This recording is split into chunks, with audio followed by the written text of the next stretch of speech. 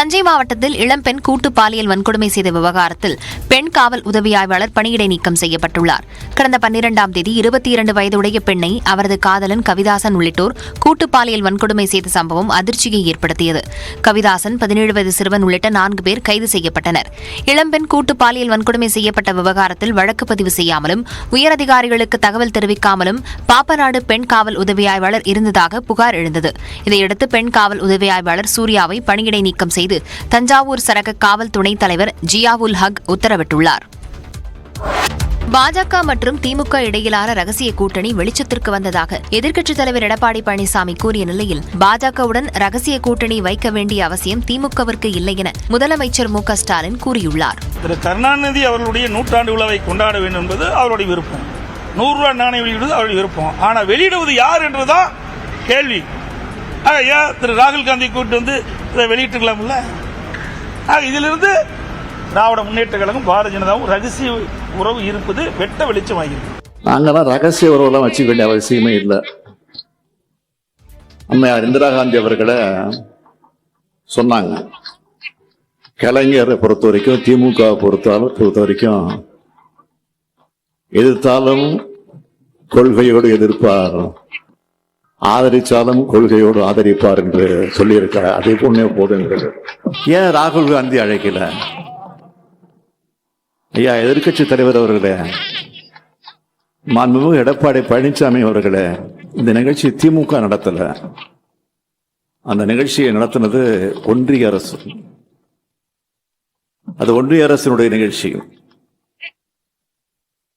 அதை முதல்ல புரிஞ்சுக்கணும். ஆக அந்த அடிப்படையில் தான் அந்த நிகழ்ச்சி நடந்தது.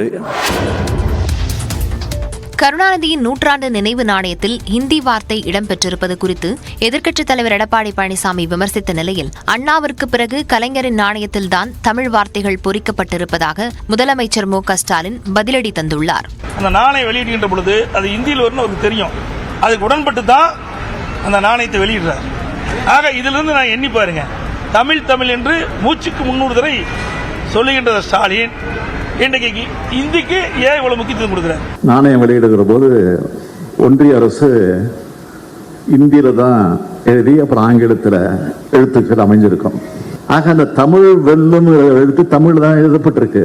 இதை கூட அவர் பார்க்காம, இதை கூட புரிஞ்சிக்காம தெரிஞ்சிக்காம இப்படி ஒரு எதிர்க்கட்சி தலைவர் நமக்கு வந்து வாச்சிருக்காரு அப்படின்னு தான் நமக்கு வருத்தமா இருக்கு. கருணாநிதி 100ஆண்டு நாணயம் வெளியீட்டு விழா தமிழ்நாடு அரசு நடத்திய விழாதான் என எதிர்க்கட்சித் தலைவர் EPS தெரிவித்துள்ளார். கருணாநிதி நாணய வெளியீட்டு விழாவில் ஏன் ராகுல் காந்திக்கு அழைப்பு விடுக்கப்படவில்லை என EPS கேள்வி எழுப்பியிருந்த நிலையில் அது மத்திய அரசு விழா என முதலமைச்சர் மு க ஸ்டாலின் விளக்கம் அளித்திருந்தார்.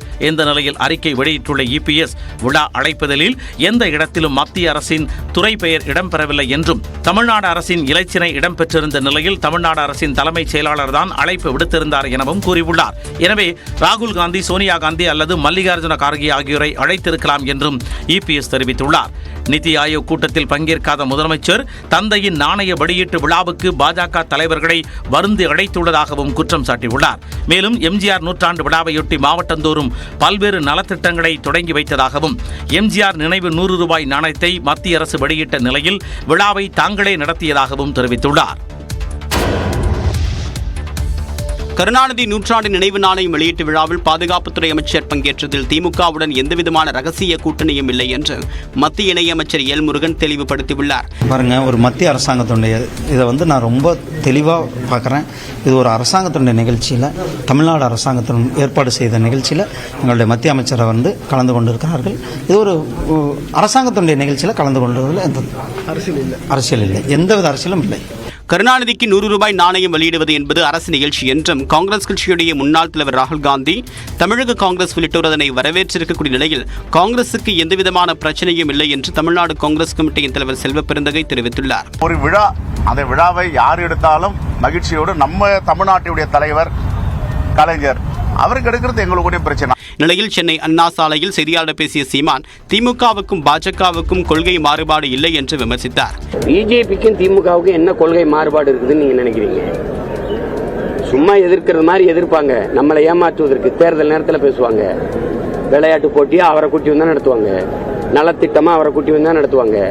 ஆளுங்கட்சியா இருக்கும்போது எதிர்கட்சியா இருக்கும்போது கோபேக் மோடி, கருப்பு கொடி கருப்பு பலூன். ஆளுங்கட்சியானா வெல்கம் மோடி, வெள்ள குடை. நினைவு நாணயம் வெளியீட்டு விழா குறித்து தேசிய கட்சியினிடையே உலாவரக்கூடிய கருத்துக்கள் அரசியல் வட்டத்தில் பரபரப்பை ஏற்படுத்தியுள்ளன. திமுக பாஜக இடையே ரகசிய உறவு இருப்பதாக ஏபிஎஸ் விமர்சித்திருந்த நிலையில் பாஜக தீண்டத்தகாத கட்சியா என்று அண்ணாமலை கேள்வி எழுப்பியுள்ளார். சென்னையில் செய்தியாளர் பேசிய அவர், எம்ஜிஆருக்காக பெரிய அளவில் நிகழ்ச்சி நடத்தாமல் விட்டது அதிமுக செய்த தவறு என்றார். சித்தாந்த அடிப்படையில் இருவரும் எதிரும் புதிருமாக நேர் துருவத்தில் பயணித்துக் கொண்டிருக்கின்றோம். அதில் எந்த மாற்று கருத்தும் இல்லை. அதுல எடப்பாடி பழனிசாமி அவர்கள் பயன்படுத்தக்கூடிய வார்த்தை ரகசிய உறவு. இதை பயன்படுத்தக்கூடிய எடப்பாடி பழனிசாமி அவர்கள் எதற்காக பாரதிய ஜனதா கட்சியோடு இருந்தார் என்பதே இன்னைக்கு ஒரு கேள்விக்குறி. அரசியல் லாப நஷ்ட கணக்குக்காக மத்திய அரசையும் பாரதிய ஜனதா கட்சியும் குறை கூறுவது எந்த விதத்தில் அரசியல் நாகரிகமாக தமிழக மக்கள் பார்க்கிறார். நாளைக்கு புரட்சி தலைவி அம்மா அவர்களுக்கு விழா எடுக்க வேண்டும் என்றாலும் கூட பாரதிய ஜனதா கட்சி முதல் ஆளாக களத்தில் இருக்கும். ரகசிய உறவுங்கிறது என்ன வார்த்தை நான் சொல்றேன். ரகசிய உறவுனா பாரதிய ஜனதா கட்சி தொடக்கூடாத கட்சியா? பாதுகாப்புத்துறை அமைச்சர் ராஜ்நாத் சிங் விரும்பியதாலேயே கருணாநிதி நினைவிடத்திற்கு அழைத்து சென்றதாகவும் அண்ணாமலை விளக்கம் அளித்தார். தமிழ்நாட்டின் 50வது மற்றும் புதிய தலைமைச் செயலாளராக முருகானந்தம் பொறுப்பேற்றுக் கொண்டார். தமிழ்நாடு அரசின் தலைமைச் செயலாளராக இருந்த சிவ்தாஸ் மீனா அக்டோபர் மாதத்துடன் ஓய்வு பெற உள்ள நிலையில் தமிழ்நாடு ரியல் எஸ்டேட் ஒழுங்குமுறை ஆணைய தலைவராக நியமிக்கப்பட்டார். முதலமைச்சரின் தனிச் செயலாளர்களில் முதன்மையானவராக இருந்த எம் முருகானந்தம் தலைமைச் செயலாளராக நியமிக்கப்படுவார் என்று நியூஸ் 18 தமிழ்நாடு தொலைக்காட்சி செய்தி வெளியிட்டது. அதனை உறுதி செய்யும் வகையில் தமிழ்நாட்டின் புதிய தலைமைச் செயலாளராக எம் முருகானந்தம் நியமிக்கப்பட்டுள்ளார். தமிழ்நாட்டின் 50வது தலைமைச் செயலாளராக பொறுப்பேற்றுக் கொண்ட அவர் முதலமைச்சரை சந்தித்து வாழ்த்து பெற்றார். தமிழ்நாட்டின் 3வது பட்டியலின தலைமைச் செயலாளர் என்ற பெருமையை முருகானந்தம் பெற்றுள்ளார். 1986ஆம் ஆண்டு எம்ஜிஆர் ஆட்சியில் முதல் பட்டியலின தலைமைச் செயலாளராக பத்மநாபன் நியமிக்கப்பட்டார். அவர் 2 ஆண்டுகள் அப்பதவியில் இருந்தார். அவரைத் தொடர்ந்து 1998ஆம் ஆண்டு கருணாநிதியின் ஆட்சியில் ஏபி முத்துசாமி 2வது பட்டியலின தலைமைச் செயலாளரானார். அவர் 3 ஆண்டுகள் பதவியில் நீடித்தார். லேட்டரல் என்ட்ரி மூலம் மத்திய அரசின் உயர் பதவிகளுக்கு ஆட்களை நியமிப்பதற்கு பாஜகவின் கூட்டணி கட்சியான லோக் ஜனசக்தி எதிர்ப்பு தெரிவித்துள்ளது. மத்திய அரசின் 45 உயர் பதவிகளுக்கு லேட்டரல் என்ட்ரி மூலம் ஆட்களை சேர்ப்பதற்கு மத்திய அரசு அறிவிக்கை வெளியிட்டுள்ளது. இதற்கு எதிர்க்கட்சித் தலைவர் ராகுல் காந்தி ஏற்கனவே எதிர்ப்பு தெரிவித்திருந்த நிலையில் பாஜகவின் கூட்டணி கட்சியான லோக் ஜனசக்தியும் எதிர்ப்பு தெரிவித்துள்ளது. செய்தியாளர்களிடம் பேசிய அக்கட்சியின் தலைவரும் மத்திய அமைச்சருமான சிராக் பாஸ்வான், மத்திய அரசின் எந்த பணி நியமனத்திலும் இடஒதுக்கீட்டு முறை கட்டாயம் பின்பற்றப்பட வேண்டும் என்றார். இடஒதுக்கீடு கடைபிடிப்பதில் சாக்குப்போக்கு சொல்வதற்கே இடமில்லை என்ற சிராக் பாஸ்வான் இது தொடர்பாக மத்திய அரசிடம் பேசுவேன் என்றார். மத்திய அரசின் உயர் பதவிகளில் லேட்டரல் என்ட்ரி மூலமாக ஆட்கள் நியமிக்கப்படுவதை எதிர்த்து வருகின்ற 24ஆம் தேதி ஆர்ப்பாட்டம் நடத்தப்படும் என்று திராவிடர் கழக தலைவர் கி வீரமணி தெரிவித்துள்ளார். மத்திய அரசில் இணை செயலாளர்கள், கூடுதல் செயலாளர்கள் பொறுப்புகளில் தனியார் துறைகளை சேர்ந்தவர்களை நியமிக்கக்கூடிய வகையில் மத்திய பணியாளர் தேர்வாணையம் அறிக்கை வெளியிட்டுள்ளது. இதற்கு கண்டனம் தெரிவித்திருக்கூடிய கி வீரமணி, மத்திய அரசு தங்களுக்கு வேண்டியவர்களை நியமனம் செய்யக்கூடிய முயற்சி என்று கூறியுள்ளார். மேலும் இந்த 45 நியமனங்கள் மூலமாக மத்திய அரசில் தற்போது பணியாற்றக்கூடிய அதிகாரிகளின் பதவி உயர்வும் பாதிக்கப்பட வாய்ப்பிருப்பதாகவும் தெரிவித்துள்ளார்.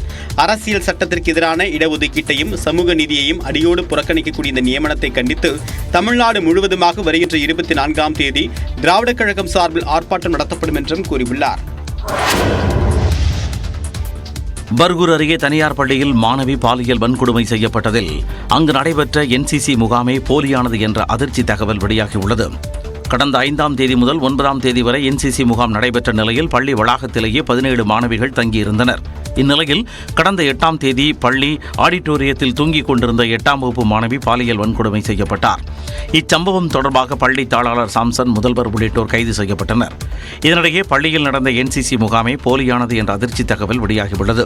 ஓய்வு பெற்ற சிஆர்பிஎஃப் உதவி ஆய்வாளர் ஒருவரை என்சிசி கமாண்டர் என கூறி பயிற்சி நடத்தியுள்ளனர். இந்நிலையில் இந்த வழக்கில் குற்றத்தை மறைக்க உடந்தையாக இருந்ததாக கூறி ஆசிரியை கோமதி என்பவரையும் காவல்துறையினர் கைது செய்துள்ளனர். கிருஷ்ணகிரி என்சிசி முகாமில் நடைபெற்ற விதிமீறல் தொடர்பாக பள்ளி நிர்வாகத்திடம் விசாரணை மேற்கொள்ளப்படும் என மாவட்ட ஆட்சியர் சரையு தெரிவித்துள்ளார். முகாமில் கலந்து கொண்ட அனைத்து மாணவிகளுக்கும் கவுன்சிலிங் வழங்கப்பட்டு வருவதாகவும் அவர் கூறினார். இந்த நடந்த அசம்பாவிக சம்பவத்தை பொறுத்த வரைக்கும் இதுவரைக்கும் 11 பேரை போலீஸ் அரெஸ்ட் பண்ணியிருக்கோம். NCC கேம்ப்னு சொல்லி வெளியேருந்து ஆளுங்க வந்து இந்த மாதிரி கேம்ப் நடத்தியிருக்காங்க. இந்த குழந்தைகளுக்கு அவங்களுக்கு டிஸ்ட்ரிக்ட் சைல்ட் ப்ரொடெக்ஷன் யூனிட் மூலமாக அவங்கக்கிட்ட என்கொயரி பண்ணி அவங்களுக்கு தேவையான கவுன்சிலிங்கும் சைக்காலஜிக்கல் சப்போர்ட்டும் நாங்கள் கொடுத்துட்டு இருக்கிறோம். இப்போ எஜுகேஷன் டிபார்ட்மெண்ட் மூலமாக நேற்றுலேருந்தே அங்கே என்கொயரி நடைபெற்று வருகிறது. அவங்க ஸ்கூலை பொறுத்த வரைக்கும் அவங்களுக்கு தேவையான எல்லா பெர்மிஷன்ஸும் எடுத்திருக்காங்களா. இதுக்கு முன்னாடி இந்த மாதிரி கேம்ப் அங்கே விதிமீறலோட நடந்திருக்கா, இதெல்லாம் நாங்கள் என்கொயரி பண்ணிட்டு வர்றோம். இதனிடையே கிருஷ்ணகிரி NCC முகாமுக்கும் தங்களுக்கும் எந்த தொடர்பும் கிடையாது என NCC தலைமை அலுவலகம் விளக்கம் அளித்துள்ளது. கிருஷ்ணகிரி மாவட்டத்தில் தேசிய மாணவர் படையில் பதிவு செய்த எந்த ஒரு மையமும் பயிற்சி முகாமை நடத்தவில்லை என்றும் கூறப்பட்டுள்ளது. மேலும் சிறுமி பாலியல் சம்பவத்தில் தொடர்புடைய யாரும் NCCயில் உறுப்பினர்களாக இல்லை என்றும் விளக்கம் அளிக்கப்பட்டுள்ளது. இந்த வழக்கில் நாம் தமிழர் முன்னாள் நிர்வாகியான சிவராமன் கைது செய்யப்பட்டுள்ள நிலையில் அவரது நண்பர்கள் முரளி மற்றும் சீனிவாசன் ஆகியோரும் கைது செய்யப்பட்டுள்ளனர். தஞ்சை மாவட்டத்தில் இளம்பெண் கூட்டு பாலியல் வன்கொடுமை செய்த விவகாரத்தில் பெண் காவல் உதவி ஆய்வாளர் பணியிடை நீக்கம் செய்யப்பட்டுள்ளார். கடந்த 12ஆம் தேதி 22 வயதுடைய பெண்ணை அவரது காதலன் கவிதாசன் உள்ளிட்டோர் கூட்டு பாலியல் வன்கொடுமை செய்த சம்பவம் அதிர்ச்சியை ஏற்படுத்தியது. கவிதாசன், 17 வயது சிறுவன் உள்ளிட்ட 4 பேர் கைது செய்யப்பட்டனர். இளம்பெண் கூட்டு பாலியல் வன்கொடுமை செய்யப்பட்ட விவகாரத்தில் வழக்கு பதிவு செய்யாமலும் உயரதிகாரிகளுக்கு தகவல் தெரிவிக்காமலும் பாப்பநாடு பெண் காவல் உதவி ஆய்வாளர் இருந்ததாக புகார் எழுந்தது. இதையடுத்து பெண் காவல் உதவி ஆய்வாளர் சூர்யாவை பணியிடை நீக்கம் செய்து தஞ்சாவூர் சரக காவல் துணைத் தலைவர் ஜியாவுல் ஹக் உத்தரவிட்டுள்ளார். கொல்கத்தா பயிற்சி மருத்துவர் பாலியல் வன்கொடுமை வழக்கில் கைதானவரிடம் உண்மை கண்டறியும் சோதனை மேற்கொள்ள CBIக்கு அனுமதி வழங்கப்பட்டுள்ளது. கொல்கத்தாவில் முதுநிலை பயிற்சி மருத்துவர் பாலியல் வன்கொடுமை செய்யப்பட்டு கொலை செய்யப்பட்ட சம்பவம் நாடு முழுவதுமாக பெரும் அதிர்வலைகளை ஏற்படுத்தியது. CBI விசாரித்து வரக்கூடிய இந்த வழக்கில் முக்கிய குற்றவாளியான சஞ்சய் ராய் என்பவர் கைது செய்யப்பட்டுள்ளார். அவரிடம் உண்மை கண்டறியக்கூடிய சோதனை மேற்கொள்ள கொல்கத்தா உயர்நீதிமன்றம் அனுமதி அளித்துள்ளது. இதையடுத்து அவரிடம் செவ்வாய்க்கிழமை சோதனை நடத்தப்படும் என்றும் தெரிகிறது. இதனிடையே சஞ்சய் ராய் வீட்டில் சோதனை மேற்கொண்ட CBI அதிகாரிகள் அவருடைய குடும்பத்தினரிடம் விசாரணை மேற்கொண்டனர்.